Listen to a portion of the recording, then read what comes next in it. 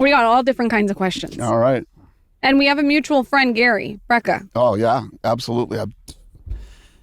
I love Gary Brecka. Yeah, he's a good guy. He's a special The person. best. The best. Yeah, he's been on here twice. And I feel like now, though, anytime there's like any ailment with anyone, we're just like, Gary, what do we do? No, but everyone does that to him. I feel bad. Yep. I do the same thing. Anything. Like, he is so legit. And so I could tell you a wide range of family and friends that this guy has saved, and, including my 81-year-old mother-in-law. That's so cool. Yeah. He's a good guy. So good. Yeah. And so legit. How did you guys originally get connected? So you guys are probably too young. You ever hear of Casey Kasem? Yeah, he's on the radio. He was The on the big radio guy. Yeah. So I've been friends with his daughter forever. Her name's Carrie Kasem. Okay. And she's what I used to call a hippie. Okay. She's into all the, alternative medicine and all that shit. I didn't believe in any of that stuff. So for me, like when I talk about Gary Brecka, I'm so over the top that people think I'm being paid to, not only am I not being paid, I'm paying him shitloads of money. Okay. And, she was like, you got to meet him. I'm telling you, he's going to change your life. He's all this stuff. I didn't even want to meet him. Like, I am not interested in this. And then COVID hit. And if COVID didn't change your mind about modern medicine, nobody can help you. You can't be saved. Good luck to you.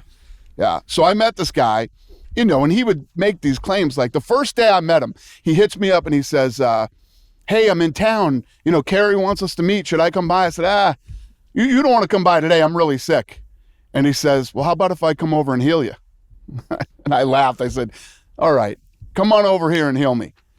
He came over here. He gave me an IV, oxygen, and all this other shit. 2 hours later, I was 100%. What? Like, what was whatever, the flu or cold, whatever I had. But he knew the right supplements to give you. Literally gone in 2 hours. So then that started. My son's 21st birthday was in Miami. And he said, well, you guys are going to be down. Why don't you let us do IVs for you guys while you're down there, because we're going to be drinking. And I said yes to it. Then he comes in and he says, let's take your blood and test your blood. Did the blood. And then he literally flew out here with my blood work, walked me through my blood work, which was all really bad. And he said, give me 12 weeks. I'll change your whole life. I guarantee it. It didn't take 12 weeks. It took like 6. By 6 weeks in, I was absolutely converted and I was in. And he did everything he said he would. Now I got great health care. It's like when I talk about this stuff and I see the comments online, my thing is always this. I'm not fucking asking anybody to do this. I don't give a shit if you do it or don't do it.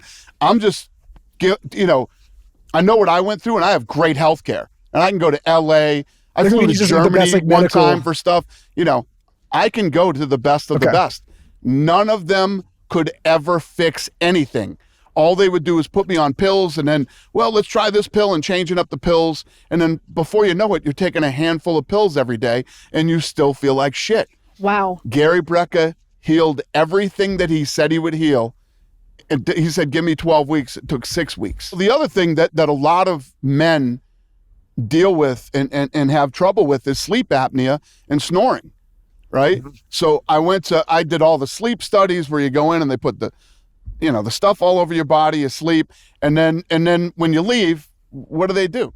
They give you a CPAP machine, right? So you take the CPAP machine, you got to put this mask on your face, which I could never sleep with, right? I'd sleep for 10 minutes and rip the thing off.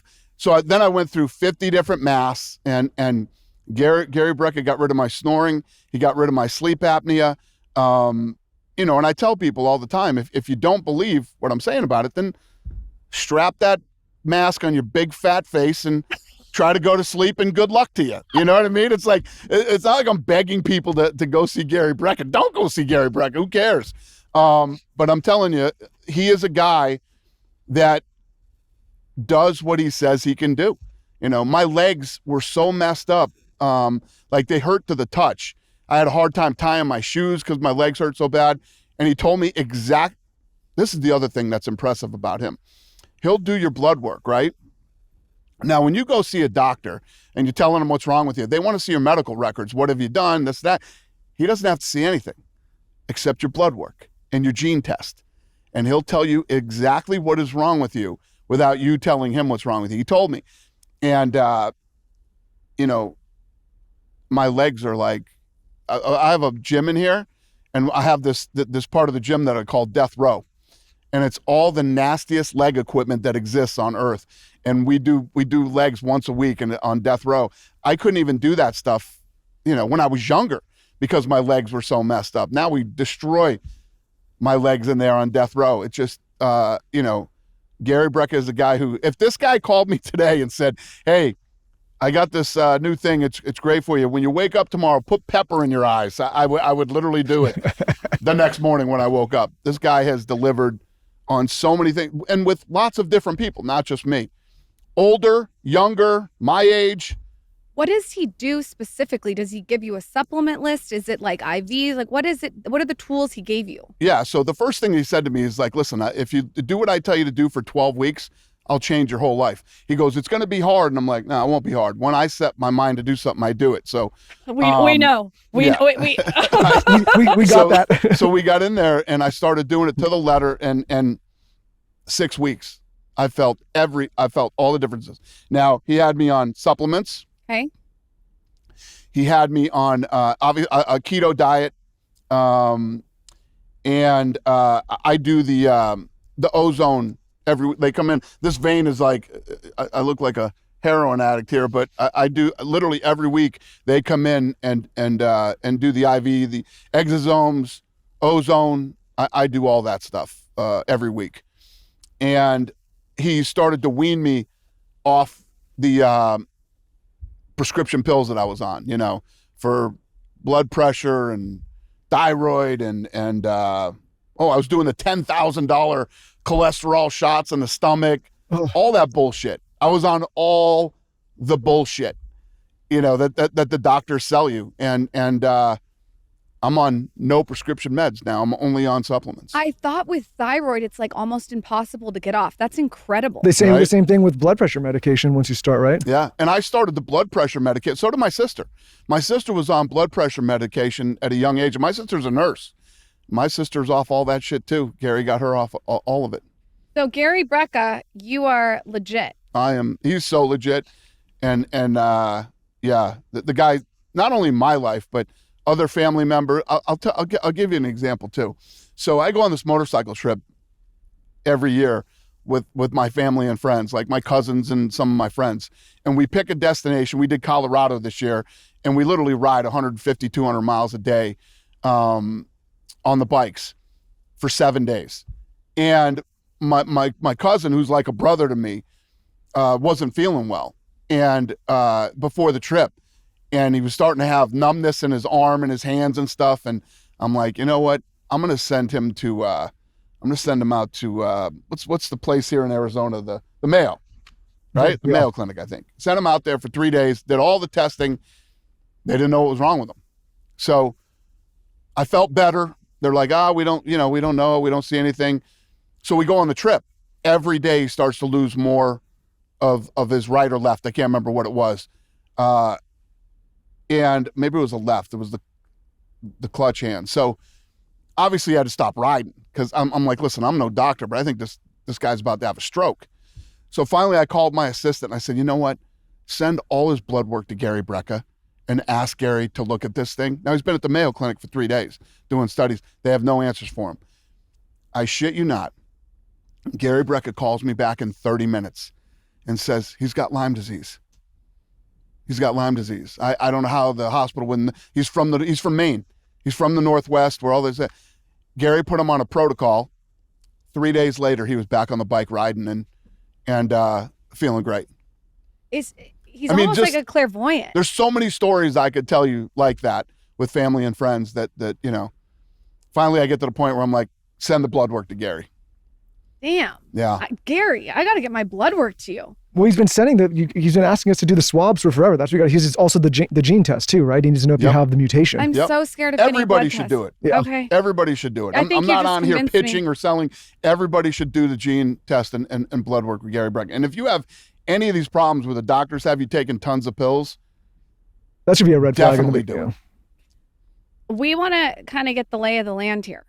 So if you're, we're going to take a twist, a tangent. If your younger self could see you now and see all this, what would he say? Obviously, you'd be blown away. I mean,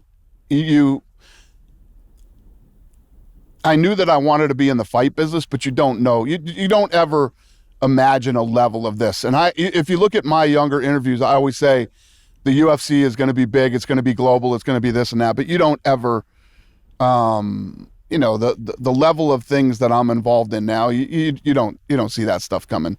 I mean, even just walking into this place and you see all the flags and all the places that you guys are in, and you see all of the accomplishments, and this is a small footprint of all the other stuff that you guys have. Right. It's pretty astonishing. Well, thank you. But people, people don't realize how big the UFC is until they come here to the headquarters and see the level of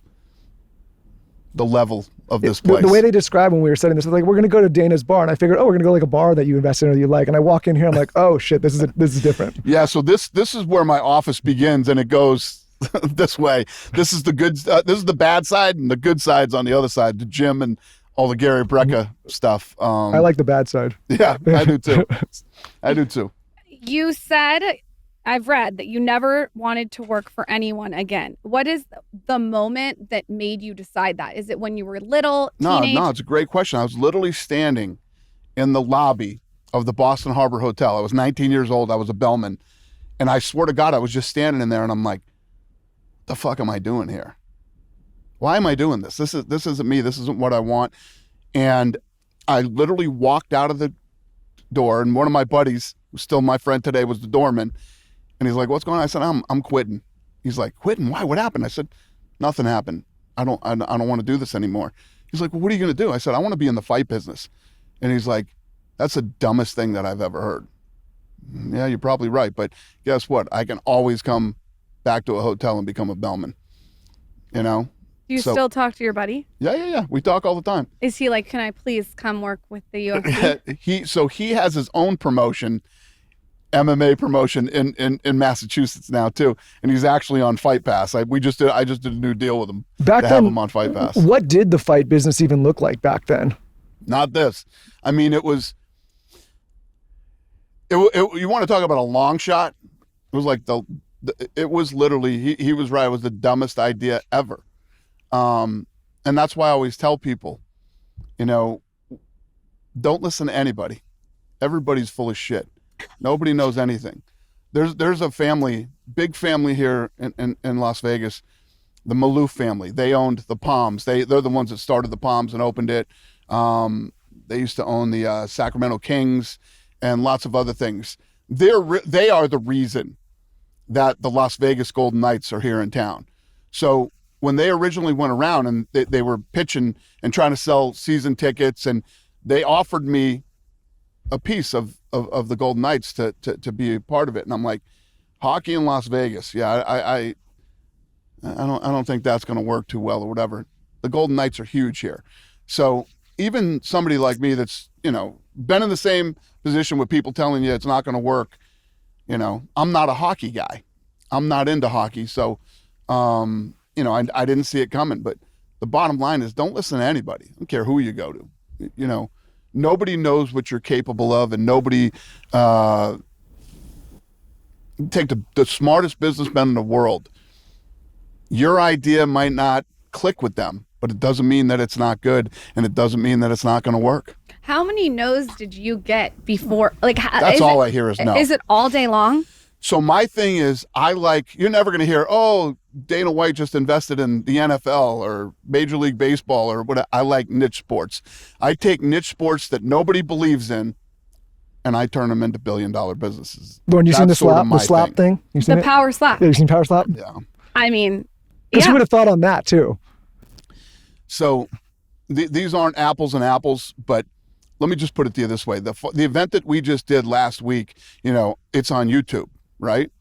So last week, Miami played Florida in college football, huge rivalry, and it did 6.3 million viewers. Okay. The Dodgers playoff game did 3.65 million or something like that. And then Ohio State, the number one team in the country, played like Minnesota.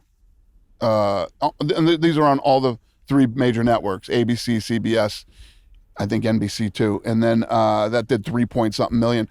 Power Slap last weekend on YouTube did 10 million viewers. Wow. Oh my. So, and it's global. How did you know? Did you just have a feeling? Everything I do is based on gut. When I started watching the stuff in 17, 18 on social media, I was like, the thing that I found interesting is that I would stay on to see who won. I'm so jaded in the fight business. And so I said, God, this is interesting. I started looking deeper into it. And at the time, this stuff was coming out of Poland and Russia. And there was a video of a slap event. Looked like it was filmed in a barn. They were literally slapping over a barrel. And it looked like it was filmed on a flip phone. And it had like 280 million views. And at that time, I was like a Justin Bieber video. I was like, God damn, this is interesting. Massive. So I called my partners, the Fertitta brothers, and I said, I'm into this slapping thing. I think I'm going to do it. Because my thing was, imagine if I make this a sport, like we did with the UFC, great production value. Now we have more cameras than the Super Bowl when we film these events. And I said, this could be big. And the brothers are like, how much money do you need? I said, I need $1 million from both of you, and I'll put up $1 million myself. And that's it. And Slap was started. You're kind of like a master of seeing where attention goes. Like it seems like that's what you're really good at. Like you watch where attention goes. Yeah, we watched your 60-minute interview, and I thought it was fascinating that people describe you as, and you yourself, doing things from the gut. How do you know to lean into that? And like, what does that feel like to you? That's a good question. I guess when I see something like Slap, when I saw the slapping stuff, I was like, man, I think this would work. It's perfect for social media. I think it'll be, a great live event too. It's about having something that works on television, but it has to be great live too. And I'm telling you, I don't care what you think of Power Slap. If you think it's the dumbest thing ever, let me get you in that arena to watch an event one night. I'd like to go. Can I get an invite? Formally? Of course. I'm telling you, we just did the Paramount CBS deal. So I had all the Paramount CBS people come to Power Slap last week, and they were blown away by it. It's kind of like a long meme. Well, I like the way What's Theo that? Von, It's kind of like a long meme. like the way he described it when he spoke to you, which is like, the moment of like, when it's going to, the moment of excitement. Where in a fight or in a game, you're like, when's it going to happen? That's exactly like right. You can go and chill out, and you're like, at this moment, this is where it's all going to unleash. So what I really do is I sell holy shit moments for a living. That's what I do. Huh. And the great thing about, the UFC is awesome live. It's awesome on TV. You could watch, a 3-round fight or a 5-round fight and never get that holy shit moment. In Power Slap, it's 1, 2, holy shit. Yeah, it's an incredible live event, and it's great on television. And I'm telling you, I tell everybody this, but I'll tell you too right now, it's going to be bigger than the UFC. Wow. What? You don't have to train for 10 years and be an elite athlete to do it. And everybody understands slapping. Men, women, children. Can I Everybody take gets my it. husband in the ring when I'm pissed off and do it? Absolutely. I kind of like Absolutely. that. I kind of like that. You better be careful, though. He's got like an American Psycho resemblance here. I know you heard that one before. Everyone. That isn't the first time you heard that But you one. know what? He played Dick Cheney too, so I'm like, it depends what version. Like, speaking of holy shit moments, I think like what this book that's on your table, like that's a holy shit moment even today. But I think people are infatuated with your friendship. And when I look at it from the outside, not knowing you, first time meeting you, and I hear the story about how basically Trump was one of the first people to believe in you, did that kick off this lifelong friendship? Yeah. I'm one of these guys that I don't forget, I don't take anything for granted, and I don't forget. And he was one of the guys in the beginning that, this wasn't allowed on TV, meaning UFC. It was illegal in some states, and it, just Trump brand here, UFC brand down here. And we had a hard time getting venues. Venues didn't want us because they were like, what kind of people show up to watch this type of an event? And Trump got it from the beginning. Not only did he have us at the Taj, gave us a very fair deal, and he showed up to the first fight of the night and was there till the both of events that we did. And the Trump Taj Mahal sort of was like our kickoff, kicked us off to going to different venues once we had done the Taj. And from that moment on, anything that ever happened to me in my career, he would be the first guy to reach out and say, congratulations, that's awesome. I knew you were going to make it. And then we had like the cover of the New York Times because we were trying to get into New York because it was illegal.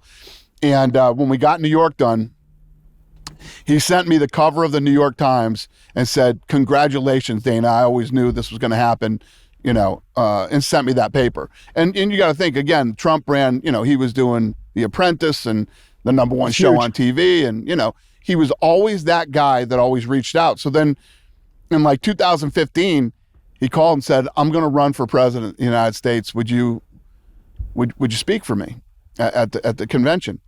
And everybody told me not to do it. Don't do it. You don't want to get into politics, #1. And #2, he's never going to win. So it's, and I didn't look at it, oh, is he going to win or lose? Like, this is a guy that's been great to me. He's asking me, I have nothing but incredible things to say about Donald Trump. So where do you think that loyalty comes from? Is there something from your childhood or has it just always been in you? I don't know. I mean, when you start psychoanalyzing my childhood, it's hard for me.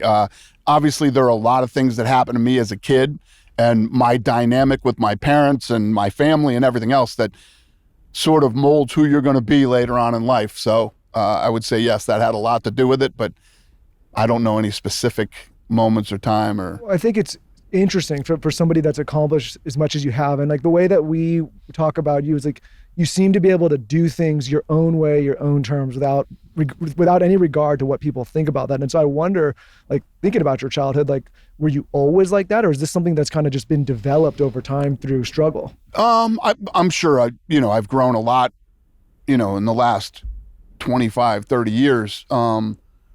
But yeah, most people that you talk to that have known me my whole life say I'm pretty much the same. Yeah.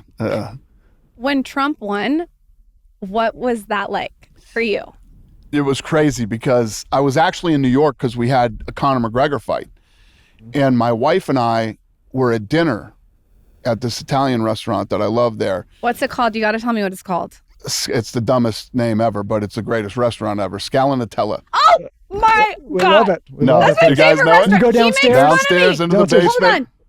You make fun of me for loving this restaurant. Dana White No, loves the same because restaurant I love. she beats it to death every time. I beat it's it like to death. over and over and Sorry, over. it's Sometimes good. twice. Go in, ahead. Like, I in knew a he row, was 2 gonna nights in say a row. that. I'm like, okay. It's Clairvoyant. incredible. With the pasta, yeah. Where do you guys stay when you're in New York? Do you know what's funny? So like, okay, the last time we stayed up at the Mark, stayed at the Carlisle before that. This most recent time we stayed at the Greenwich. I like the Greenwich. To Okay. be honest, I love like They going have a to New York, sauna in the room. but the hotels, I don't know. Where do you? I've never really found like, man, Yeah, that where do place you is stay? I've been staying at the Peninsula Okay. for 25 years. Okay. For 25 years right I've in been there. Midtown. That's It's on right. 55th and 5th. And if you walk out the front door of the Peninsula, you take a left. It literally halfway down the block on the right-hand side, there's a place called Pizza Art. That's my favorite Oh my pizza God, art. I love that place too. This is weird. That is weird. Pizza art How is my favorite pizza in New York. It's incredible. Right? And their pasta is incredible too. There's a guy It's that I used to buy watches I from. was trying to help you guys out and turn you on to this new place, but you guys already know No, it too. there's this guy that I used to buy watches from, Mike. He's a New Yorker, and I'm like, "Where's a good place to pizza in Pizza Midtown?" Art. And like, And it's ARTE, right? Yes. Yeah. Yes. It's Next incredible. time I ask you to go to Scalinatella or however the fuck you pronounce it, I'm going to say Dana said it's his favorite and too. there's always that same He was maitre trying to d' walk me that's off been it. there It's for 100%. forever. Okay, Yeah. Yeah. go ahead with your story. You were at Scalinatella. All those guys, the whole team that's been there. And you know what's crazy is what I love about that restaurant is they're like, all right, we're going to go through the specials today. And they rip through 500 different things, right? And then they say, oh, whatever you want. They will literally make you whatever you want. Now, the kitchen in this place is as big as this chair. How do they have that much food? And how do they? Agreed. And the service is unbelievable. The guys are great. The restaurant's great. It's just, I love that place. I get so overwhelmed when they do that I just say, "You just tell me what you The think I should truffle have." pasta. So whatever your favorite Italian food is, Yeah. you tell them, and not only will they have it and they'll make it, but they'll make it better than any place you ever had it. See, It's- Michael, Yeah, that- my no, taste is impeccable. The thing is, Lauren, like I said, she will find the same. We will Yeah. do it over and over, and we'll never switch. What are the odds that you guys know both know the two places that I actually love in New York? It's they're little holes in the walls. They're not like famous or Well, anything. you know, I 100%. think like the problem is when you go there and people give you the recommendations, they give you like the trendy poppy things, and I'm like, no, I want the old classics. So true. I You know love what I to mean? beat Like, I don't stuff want to the death whole too. Scene. So go back to your story about when you found out he was president. Oh, yeah. You have to So tell we're us. having dinner there, and the Fertitta brothers hit me, and they're like, you know, they're my first partners with the UFC. They said, I think it was, I want to say it was Pennsylvania. They're like, they think he's going to win Pennsylvania. If he wins Pennsylvania, he could win this election. And I was like, holy shit. So I told my wife, I said, they just said they think he's going to win this thing. Let's go to the hotel and watch it on TV. So we're driving back to the peninsula, and his security reached out to my security, and they said, he's going to be the next president of the United States. He wants you to go to the, I think it was the Hilton. His like after party was at the Hilton or something like that. He wants you to go to the Hilton. And I'm like, oh shit, I only brought one suit for the fight. So I had to wear my fight suit to the Hilton. Went to the Hilton. They announced that he was the president of the United States. And, you know, we were all there. We celebrated. And then I went back to the hotel. We had the fight the next night. People protesting up and down. I mean, Fifth Avenue for as far as you could see. There were people there protesting. And then it began. I get back here in Vegas on Monday, and I get a call. It's like, hi, I have the president of the United States on the phone for you. And then, you know, then obviously over the next 10 years, our relationship has just become stronger and stronger and stronger, and we become closer and closer and closer. And I mean, he and I are at a level now that it's just like, he's one of my best friends. He's funny, he really huh? is. Huh? He's funny. He's hilarious. He's hilarious. He's one of the greatest human beings that you will ever meet. He is cares about people. You know how he always talks about America first, but notice he's stopping all these wars that are happening all over the world right now. And it just, I can't say enough good things about him and his family. I'll tell you this quick story. So I'm with him for the last election at Mar-a-Lago. It's me, him, Elon Musk, and it looks like he's going to win, right? It's leading. Elon Musk called it way before anybody else, but it looks like he's going to win. So, you know, we're at Mar-a-Lago. There's 30,000 people there. Everybody's all over me. He's like, I'm going to go to the convention center. That's where his after thing is, and he's going to speak and all that stuff. And he's like, I said, I'm good. You go do your thing, whatever. I get in my car. I go to the convention center. So we're in his room, and it's me, him, his family, his whole family, and like one of his other really good friends. They call it, he won the election. You know, I hug him, congrats, and I sort of just fade off into the corner and let him and his family have their moments. And, you know, then he's going to go out on stage. We spill out, and there's these kids. He's such an animal. He's been on the road for like 3 weeks. He hasn't slept. How does he do that? Yeah, I've never, ever seen a more resilient human being, this guy, a harder working guy, and just, he doesn't end. Now, there's all these young kids that are working on his, these kids haven't slept in days, right? Maybe even weeks, who knows, but they're all crying and they're coming up and they're thanking me and all this stuff. And I'm in the corner. Him and his family are getting ready to walk out on stage. And he starts looking around and he looks at me and he puts his hands up like this. And I'm like, what? He's like, get over here. Like, oh my God, I'm, going out on stage. So I start to walk to the back of the line. Eric Trump grabs me and goes, you're in the front of the line. And Nice then we people. go out there, and none of that was planned. I wasn't going out on stage. And then I end up speaking at the thing. But him and his family are the best people that you could possibly meet. They're all really, really good people. And yeah. Ivanka's done this show, and we never met her prior to doing the show. Actually, no, Lawrence met her doing the show. My first time meeting her was on the show, and I can corroborate that. Like, one of the nicest people that we Ivanka's incredible, and her husband, Jared Kushner. I mean, I literally, in the first term, I didn't know Jared Kushner. We'd never met, whatever. During the first term, I met Jared Kushner. Jared Kushner and I I sent him a message after everything that's gone on, especially with peace in the Middle East. And I was like, listen, like, talk about just an incredible accomplishment. I mean, they're, in my opinion, they're not getting nearly enough credit for that, because what he's done is nothing short of a miracle, right? 100%. I mean, what they have done, they did it in the first term too. They'll never get credit for it now, but in history, they'll be looked back upon as, the incredible, brilliant humans that they are. The whole family is they're all good people. I texted Ivanka and told her I was coming here, and she said a paragraph of the nicest things about you. Very, very nice things. She told me to be myself. And I thought, really? Are you sure? She said, be myself. You don't meet Jared and Ivanka and not absolutely love them and adore them. They are incredible people. This show is brought to you by BetterHelp. As we enter into the winter seasons and as the seasons change, it also gets darker sooner. It can be a tough time for many. While many look forward to the holidays, many dread them. This is why it's so important to play our part and reach out to people that may feel lonely, may feel a little bit of despair, and may feel like they're alone in the world. It's a great time to check in on friends, reconnect with loved ones, and remind the people in your life that you're there. And just as it can take a little courage to send that message or grab a coffee with someone you haven't seen in a while, reaching out for therapy can feel difficult too, but it's worth it. And almost all of the high performers that have come on this show have sworn by therapy for years. This is why Lauren and I have been such huge enthusiasts and fans of BetterHelp for so long now. BetterHelp brings therapy to the comfort of your own home, and you can do it directly on any of your digital devices. Long gone are the days of having to drive across town, wait in that awkward waiting room, and then sit across from someone that you're not quite sure about. And they have tons of experience matching you with the therapist that is best for you. All you have to do is fill out a short questionnaire to help identify your needs and preferences, and their 12 years of experience in industry-leading match fulfillment rates means they typically get it right the first time. You can change it anytime for any reason. Don't just take it from me. With over 30,000 therapists, BetterHelp is one of the largest online therapy platforms, having served over 5 million people globally with an average rating of 4.9 out of 5. And that's based on having over 1.7 million client reviews. So check them out this month. Don't wait to reach out. Whether you're checking in on a friend or reaching out to a therapist yourself, BetterHelp makes it easier to take that first step. Our listeners get 10% off their first month at betterhelp.com/skinny. That's betterhelp.com/skinny.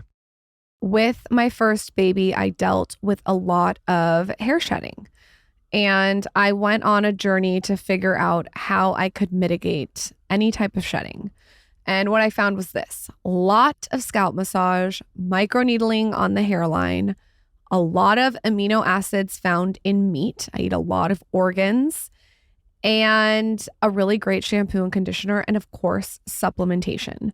So after the first baby, Nutrafol came into my life. And Nutrafol is amazing if you're looking for a proactive approach. It looks visibly thicker, which is awesome. And it makes sense because Nutrafol is a clinically tested formula. If you're unfamiliar, Nutrafol is the #1 dermatologist recommended hair growth supplement brand. They're trusted by over 1.5 million people. Nutrafol is the first and only hair growth supplement to be NSF certified for sport testing against 290 plus athletic banded substances, toxology reviews, ingredient testing, label verification, and annual manufacturing facility audits to ensure FDA requirements are met. See thicker, stronger, faster growing hair with less shedding in just 3 to 6 months with Nutrafol. For a limited time, Nutrafol is offering our listeners $10 off your first month subscription and free shipping when you go to Nutrafol.com/skinnyhair. Find out why Nutrafol is the best-selling hair growth supplement brand at Nutrafol.com, spelled Nutrafol.com/skinnyhair. That's Nutrafol.com/skinnyhair. One thing I am never giving up, ever, is bread. I love bread. I have to have a piece of bread every night. I like it toasted with a little bit of raw, thick butter and some crunchy sea salt. And I have found a bread that's going to blow your mind. It's called Hero Bread. Okay? First of all, you would never know that it's 0 to 5 net carbs and high fiber from the texture. It's like soft and fluffy and delicious. There's no compromises, just flavor. It has 0 grams of sugar. My kids love it. They even have this one, okay, sometimes it's not on there. It's a small batch drop, but it's really popular. It's 2 gram net carb Hero croissants.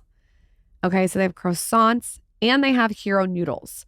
So you can go on there and you can get their small batch drops. They have the hero bread. That's what I grab.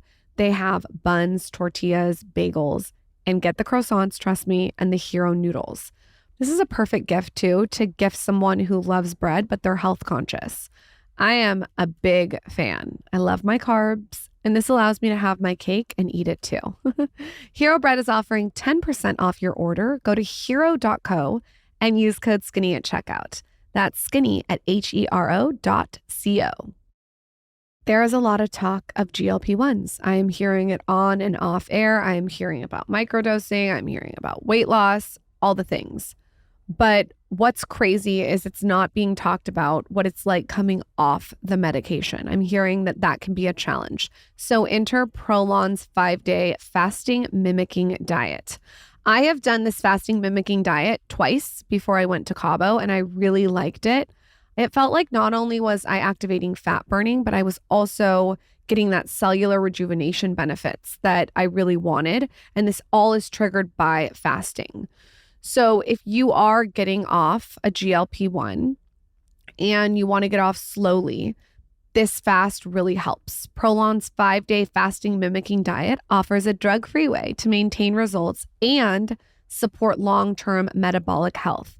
In just 5 days, it activates fasting pathways to burn fat, protect muscle, and rejuvenate cells, all while letting you enjoy real food. So when I was doing this fast, it was really cool because I was eating soups and snacks and beverages. It's plant-based, and I think it's a really good one if you're looking to support fat-focused weight loss. For a limited time, Prolon is offering listeners 15% off site-wide plus a $40 bonus gift when you subscribe to their 5-day program. Visit prolonlife.com/skinny. That's PROLONLIFE.com/skinny to claim your 15% discount and your bonus gift. prolonlife.com/skinny. You and your wife met in 8th grade. Mm-hmm. Michael and I met in 6th grade. Oh, shit. All right. So we have like a kind of a similar situation going I on. was telling your fabulous team that her dad caught us in the closet half naked when we were 12. Yeah, That's awesome. Michael, my dad interrupted your 30-second blow job. I was like, and it was back in the day where he picked me up by the collar, threw me in his car, drove me down to the mall. We were 12, so do you blame my dad? Right. No, Yeah. And I saw, No. you know, they had those slits in the like the what's it called, the closet, you know, like from a movie, we were looking out through the shades. Yeah. And he grabbed me and he threw me in the car. We went down to the mall, and this is before cell phones. We had pagers, and I had to get on a payphone to my dad. And her parents were like, "You're going to boarding school. You're never coming back to this school." And I pick up the phone, and I call my dad, and I said, "Dad, I'm in real trouble. What the hell do I do?" And silence.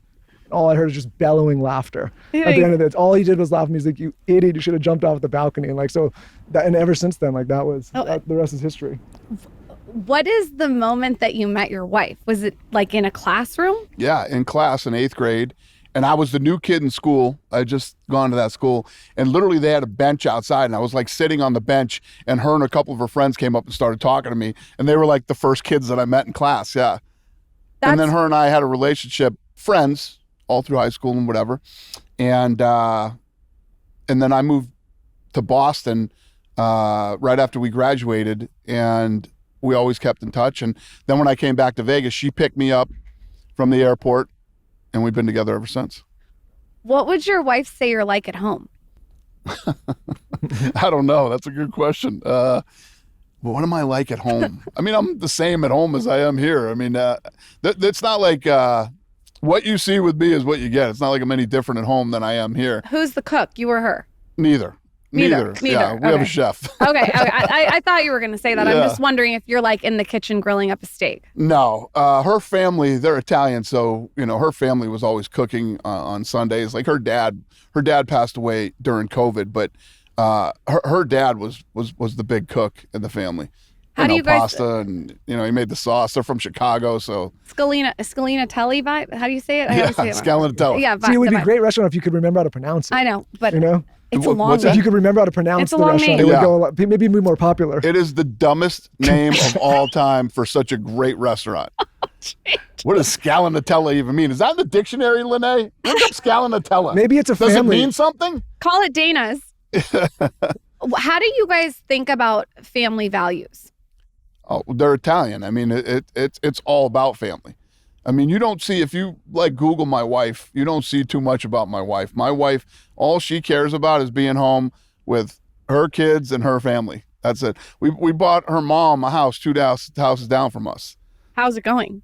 Good. Yeah, no, I like my in-laws. I've always liked my in-laws. So it's, even when I was a kid, I've known them my whole life, basically. I bet your in-laws I bet they can believe it, but I bet they're just like in awe of what you've accomplished. Yeah, it's pretty crazy. Because when I did come back here and we got married, it's like, I was in the fight business, but not like this, With 3 children, what are the things that you want to instill in them? What do you want them to inherit from you?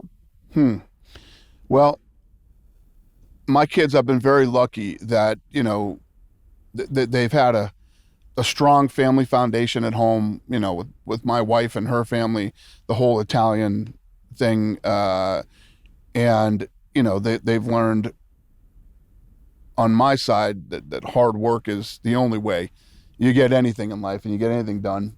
I guess all I really expect from my kids and all I really want for them is to be happy. Because at the end of the day, when you talk about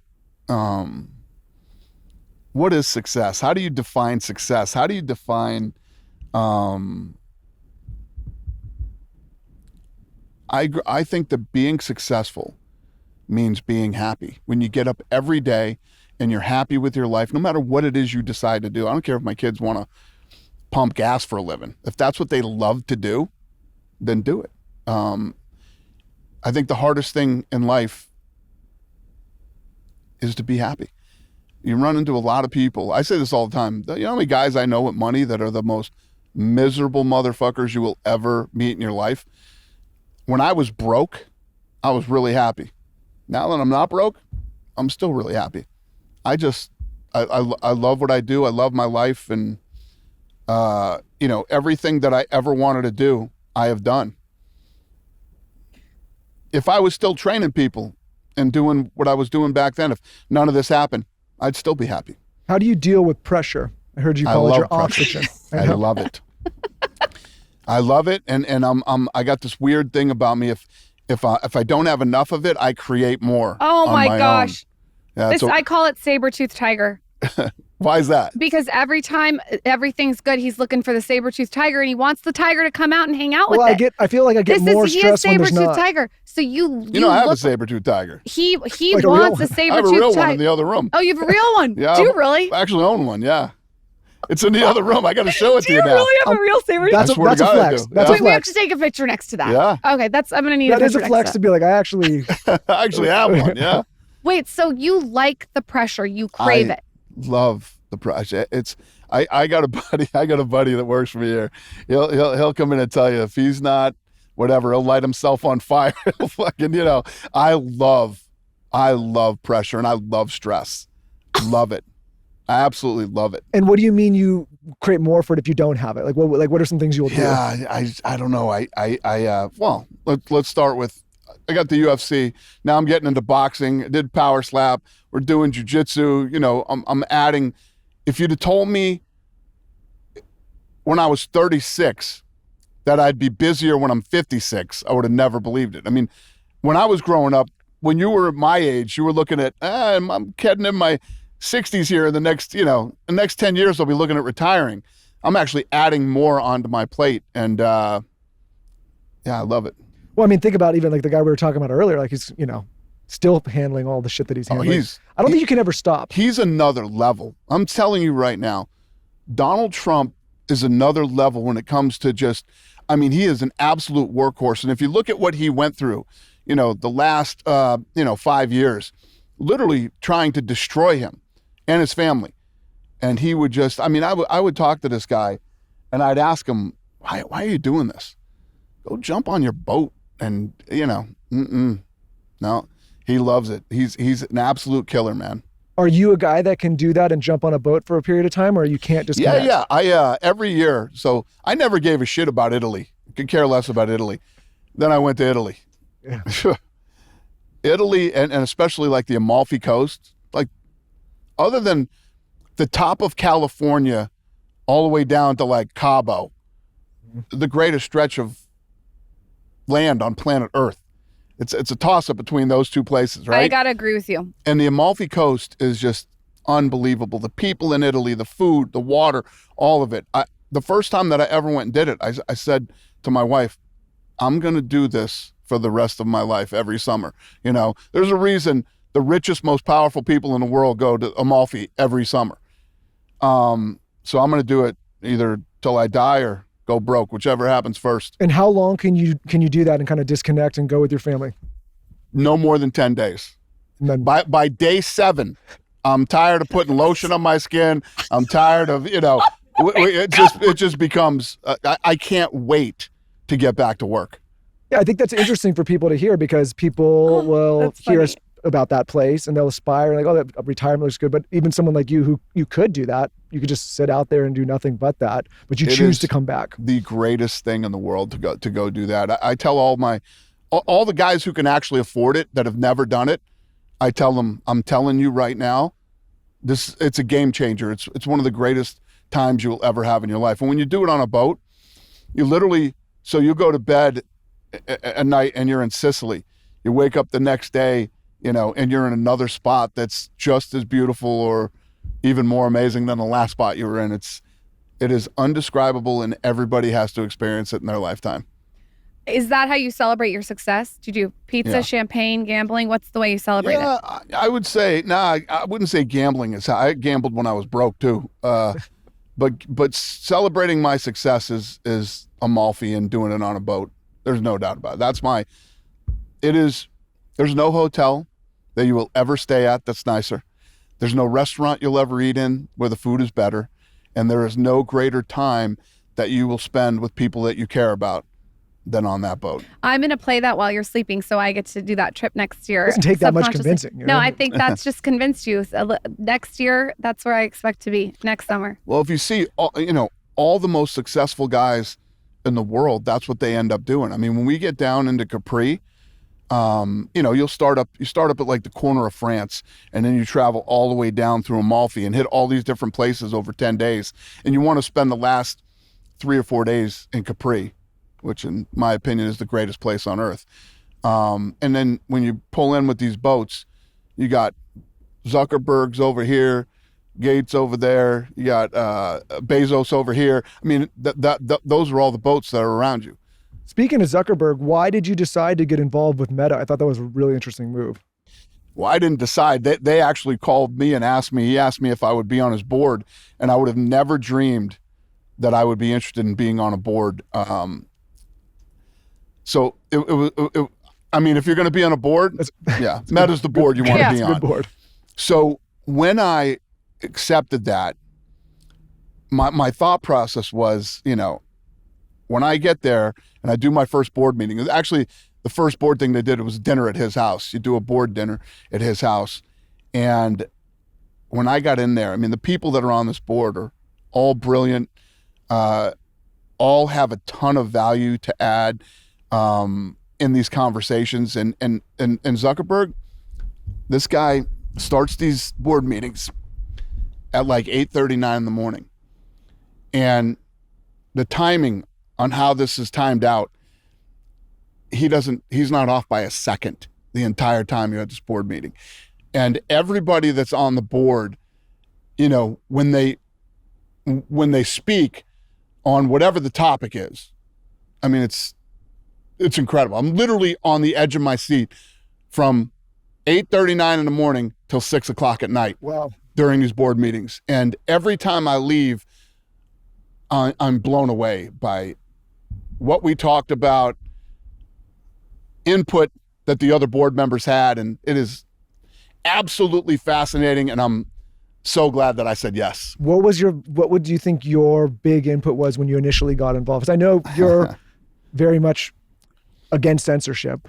And I'll put it to you this way. Okay. The first board dinner, my philosophy was, the first couple board meetings, I'm going to shut the fuck up and learn and listen. I did the complete opposite. My first dinner, I said, now I know exactly why I was asked to be on this board. I know my place and I know my position on this board. And through the first two meetings, I think that there's a perception of people that you have until you meet them. And after our first board dinner, I started to create relationships with the other members of the board, even ones that I think probably didn't like me coming in, knowing what they see and hear about me other than actually meeting me and, getting the opportunity to talk to me. So it's been a great experience for me. I have so much respect for the guys and women. The women on this board are absolute gangsters and absolutely brilliant and add so much value to the whole. It's awesome. I can't say enough good things about it. I'm so glad I did it. Outside of, obviously you being an extremely accomplished entrepreneur yourself, did you ever figure out why they chose, like they picked you when they could pick, there's so many people they could pick? Yeah, I wouldn't say it publicly, but yeah, I knew the first 30 minutes into the first board dinner you knew why exactly I was what they there. needed. Yeah, and what my job was on the board. But Mark did Rogan, and on his podcast, he said, we brought Dana White in because this company needs a backbone. This was his quote. It was a weird 4 years trying to put out content. And I run, a media business regularly. We produce a lot of shows outside of this one. I call it like 100 or so shows. And my big thing is like, I'm never going to tell people what they can do or not do or not say on these properties. And as you can imagine, and you've dealt with this to a great degree, it's challenging because you're getting pressure from both sides. Yep. And Zuckerberg's another guy that everybody saw the movie, right? So you see the movie and you hear all these things about him and people talk a bunch of shit about him. Zuckerberg, when you get into a board meeting with this guy and you watch him run this board and talk about every single one of his businesses and the people that he brings in and just the team that he has built, the CFO at Meta, the first day that I went to Meta and we were going to have our first board meeting, they had this huge, they had all their employees from all over the world, and they were all talking about the business. And his CFO got up and spoke, and I was blown away. She's absolutely brilliant and incredibly badass. And when you listen to her speak on calls going toe-to-toe with these Wall Street guys, it's what he has built, who he is as a person. By the way, too, people talk shit about Zuckerberg. Zuckerberg's actually a great athlete. He trains and MMA, he surfs, he does all this shit. Everybody, Zuckerberg will beat the shit out of you, okay? Everybody thinks he's some computer nerd. Mark Zuckerberg will beat the living shit out of you. All these guys that talk stuff about him on the internet, yeah. So who would have won? He'll kick your ass. Him or Elon? Who would have won? Yeah, listen, Elon is much older and weighs more. But the thing is with Elon too, that we found out during the promotion of that fight was, he grew up doing judo. So he's a judo guy. So that whole thing was fascinating. That was fun too. And I'm sure a fun moment in my career. Like Conor McGregor versus Floyd Mayweather. And we traveled and did that, the press conferences in all the different cities around the world. Incredible, fun period of my career. But promoting the Elon Zuckerberg fight and trying to put that thing together was a lot of fun too. But the moral of this story is all of you, telephone tough guys and internet tough guys that talk shit about Mark Zuckerberg will beat the shit out of every one of you. Just for the record. Dana, you have exceeded my expectations, really. Quick break to talk about Kion and Kion aminos. These have become absolutely critical staples in Lauren and I's routines. We travel with Kion aminos. We take them when we're at home. We take them throughout the day. We take them when we're working out. We take them when we're not working out. It is so important to get your essential amino acids. We've done multiple episodes with Angelo, the founder of Kion, on this podcast. Just search Angelo Kion Skinny Confidential and you can check out any of those episodes where we dive into the importance of getting the essential aminos in your body. Lauren and I happen to love the mango, but they also have this great watermelon flavor, a lemon lime flavor. and a berry flavor, which is also incredible. It also comes in pill form, but our favorite is the powder. We put it in our waters throughout the day while we're hydrating to make sure that we're getting those essential aminos. So if you've been trying to lose weight and struggling, when you cut calories, you lose muscle and fat. Kion aminos help prevent muscle loss.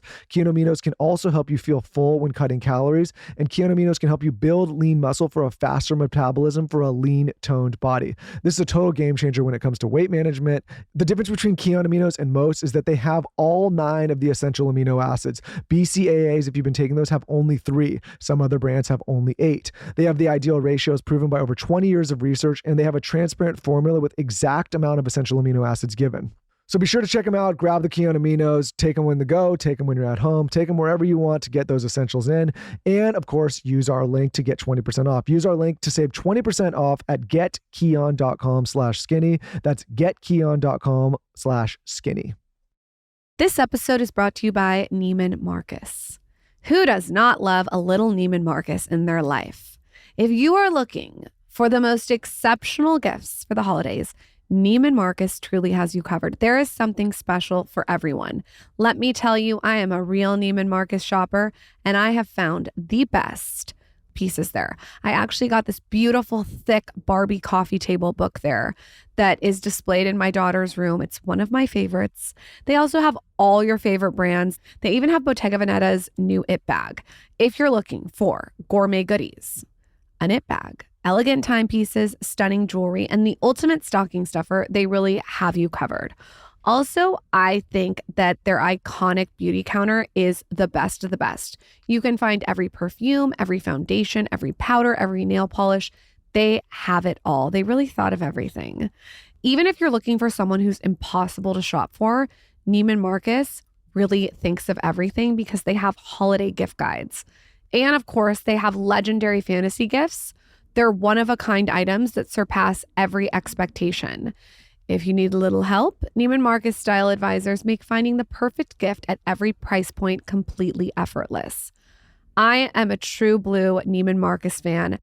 So if you're looking for gifts that are guaranteed to surprise and delight, head to Neiman Marcus. One thing about me is I always write thank you cards. It's something that I've done since I was a little girl, and it's something that I want to teach my kids to do. So much so that I actually got my children their own stationery. Zaz's is pink and Towns is navy. And then Michael and I both have black stationery. And it's really nice because it has their name on it.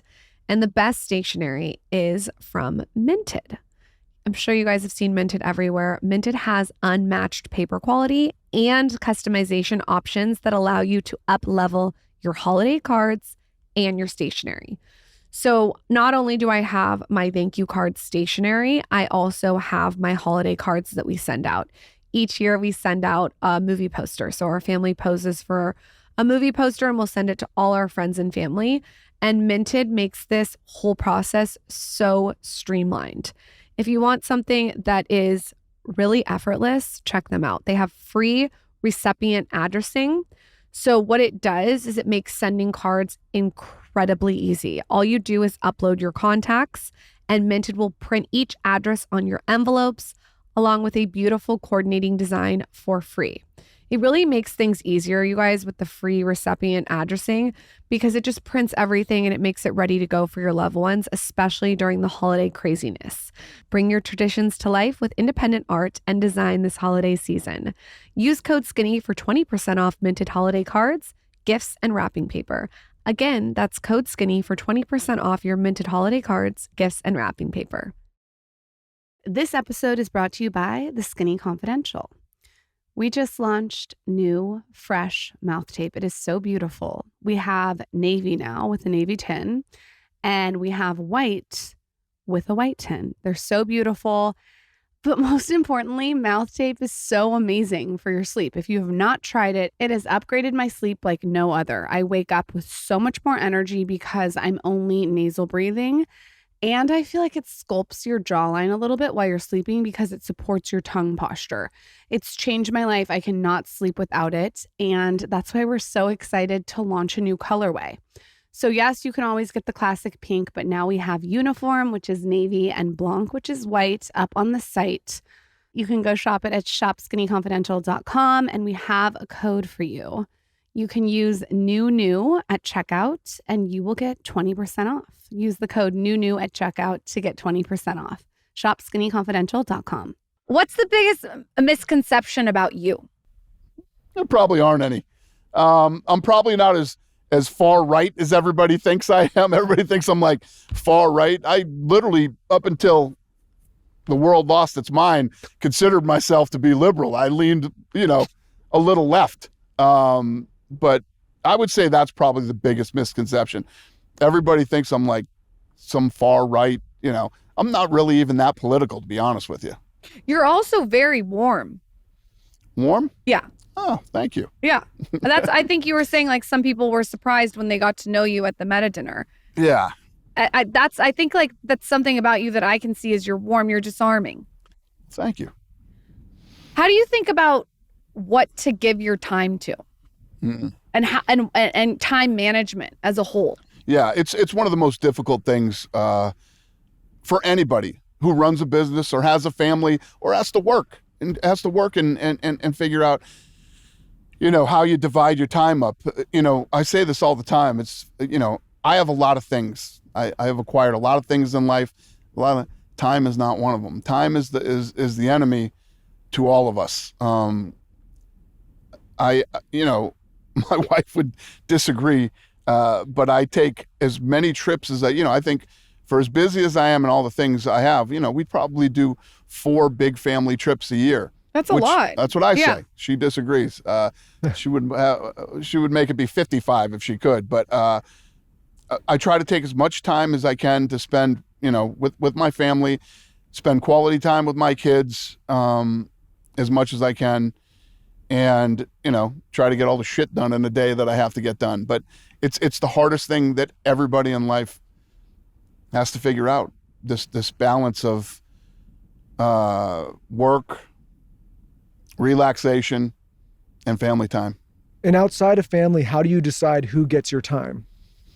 Well, Nicole decides mostly who gets, and Lene. Thank you, Lene. Yeah, Lene and we Nicole love Lene. are the two that decide how I spend my time during the day. But I try to do as much as I can to, I don't ever want to be that guy that doesn't, give back. I meet with a lot of people that want to come in here and pitch me things. I mean, this room right here is like Shark Tank. Every day people are in here pitching me business ideas, looking for advice or trying to raise money. And I try to meet with as many of those people as I possibly can. It becomes incredibly tough. It bangs my schedule up every day, but I like to do it. We have a great intern program here, which I love. Every intern that comes, I meet with every intern when they come in, and I meet with them all when they leave. One of my favorite things to do. I love to meet with the younger generation and talk to them, and I think they learn a lot being here, and we learn a lot by them being here. So you're in the business of people, and not just as it relates to fighters, but how do you think about what separates the good from the great? Like, what kind of personality traits are you looking for? Yeah, you have to be great. You have to be an animal. I mean, you have to be an animal, and you have to love the grind. The grind is tough on people, man. Every day when we're talking about stress, the grind, stress is a big part of the grind, the daily grind. To be great, you have to be consistent. Consistency is the key to everything. And it's not easy for people to be consistent in anything. It's like Gary Brecka. You want to get all your numbers dialed in or whatever, you have to be consistent. Like right now, I could show you videos like a year ago, beginning of summer. I went off the deep end this summer. I was eating everything. And yesterday I am, where's my phone? I'm on a fast right now. I just started. I'm 19 hours into a fast. Like a water fast, or? Yeah. Do you feel hungry? A water fast. I won't eat again till I think it's going to be Wednesday. Do you do those often? I'll be in the Middle East. I'm heading to the Middle East tomorrow. and I'm going to do this fast, kickstart it. I'm in the Middle East for the next 3 weeks. I literally had them put the oxygen in my room. I had them put a treadmill in there, the cold plungers in my room, and they got a great gym at all the places that I have to go in the Middle East. I am going to rip off 20 pounds in the next 3 weeks. I'm going to go absolutely batshit crazy. Pretty intense. And yeah, I'm gonna murder it over the next 3 weeks while I'm in the Middle East. So is that how your mind works? Is like when you tell yourself you're doing something, it's like done. there's no negotiation. Consider it done. If I say I'm doing it, consider it done. It's gonna happen. What is it?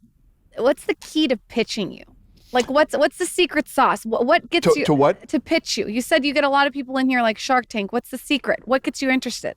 Yeah. So if I'm not interested in it personally, there's a lot of other people I can send them to go pitch and raise money. And if anything that they get out of meeting with me is I can get them in front of the right people. And even if these people don't take what they're selling, they're going to learn a lot, over the next 2 or 3 meetings that I'll set them up with. And, I know that there's guys that I've met that to do this, you have to give them a piece, right? If I set you up and you go meet, if I set her up with you, she goes and meets you, you give her the money, she gets a deal, I get a piece, right? Mm-hmm. I don't do that. I set people up and I do it because I want to see you do it. I want to see you win and I want to see you be successful. I'm not doing it because I'm looking for a piece. I can't stand that shit. That drives me crazy. It feels a little slimy. Yeah. I hate it. Hate it. Some of our audience is just starting out in their career. What advice do you give to your kids? Yeah, I think that it is the most interesting time in human history right now. Yeah. Now, when I grew up in the 80s, there was a lot of old money and, to really get out there and create something different it was almost impossible. Now, everything is about disrupting. Everything is being disrupted. The biggest businesses that have existed since, for 100 years are being disrupted right now. And with this thing, anything is possible. You don't need, let's say you have a concept for a TV show and you want to go pitch it to all the cable companies, all the majors, everybody else. You don't need them. You go right on YouTube. You can go on Facebook. You can go on Instagram and you can create anything that you want by yourself at very low cost. I mean, think about this platform and platforms like it. When we started doing this, people were like, what the hell are you doing? Why would you do it? And now, I just call podcasts the new talk shows. I don't even call them podcasts anymore. They're just shows. They live everywhere. It's not just audio, they're video, they're YouTube. The streamers will pick them up, in my opinion. And it's so much more cost effective to do it. But outside of that, there's no more gatekeepers. Like when we wanted to do this 10 years ago, we didn't have to ask permission. We just started talking to people. And there was no barrier to entry, right? It was like, there's competition for sure, still a lot. But there was nobody saying, yes, you can do this or you can't, where in your day, you had to get the green light from someone. 100%. Power slap. So when our rights deal was up with Rumble, right? We started pitching all the networks, going all the networks. I had a few network deals. But as we started to dive into the network deals, they're telling me, we don't like this. We want to change that. And then you start getting into sponsorship. And I said, you know what? I don't want to be on TV. I want to stay on YouTube. And I went out and cut my own rights deal. You know what I mean? To stay on YouTube, and it reaches more people.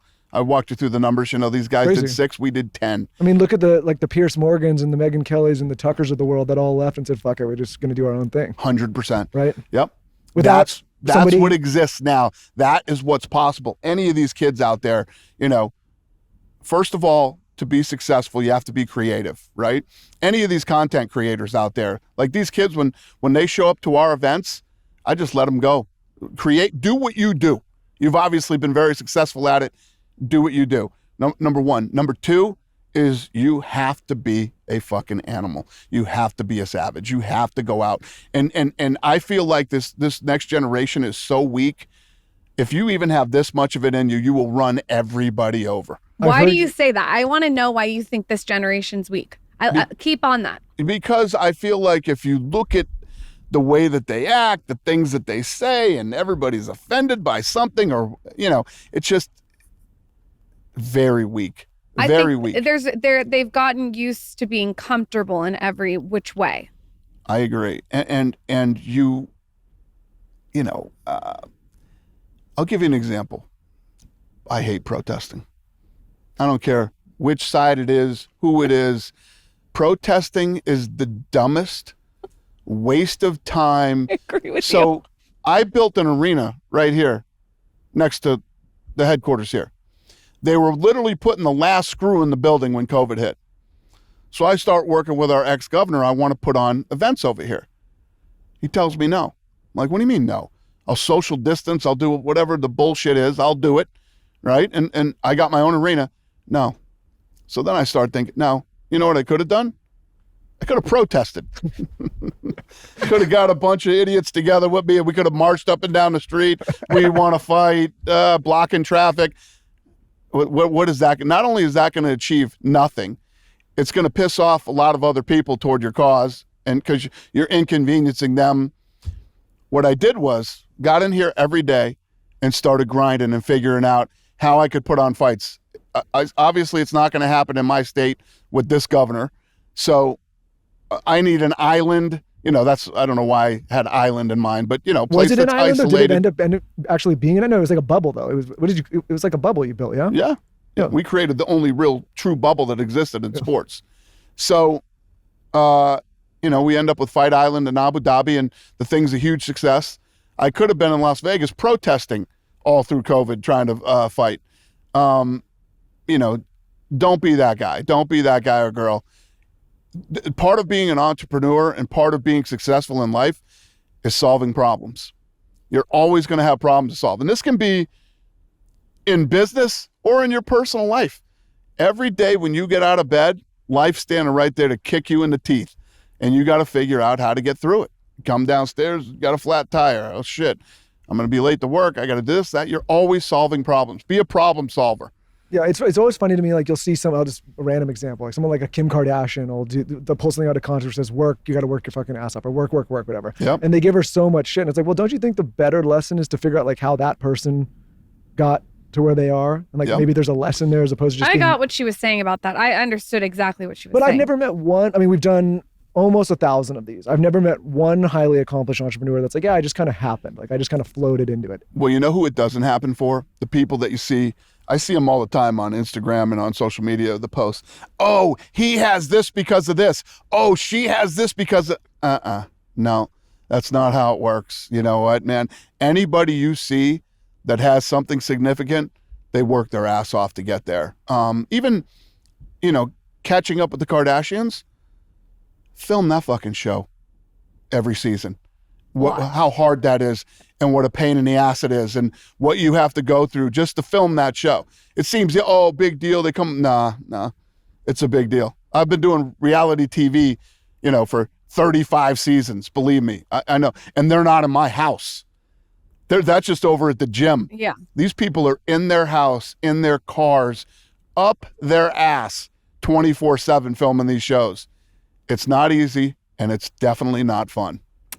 Dana White, you're a legend. Thank you so much for coming on the show. Where can everyone find all the things you're working on? Thanks for having me. I will be on Paramount, CBS starting January.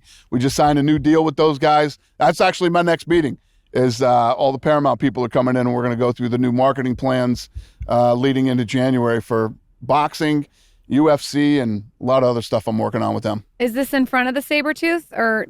in a different room? No. Well, that's next. I'm going to take you to show you the Sabretooth. That's amazing. So crazy you brought up Sabretooth, and yeah, we got one in the other well, maybe room. we'll run into you into Scalina-Telli or whatever, however you say it. Yeah, Scalantella. Whatever. Or Pizza Arte. Pizza Arte. Dana, thank you for doing this, for hosting us. Really Thank appreciate you. it, man. Thank you so much. Thanks for having me.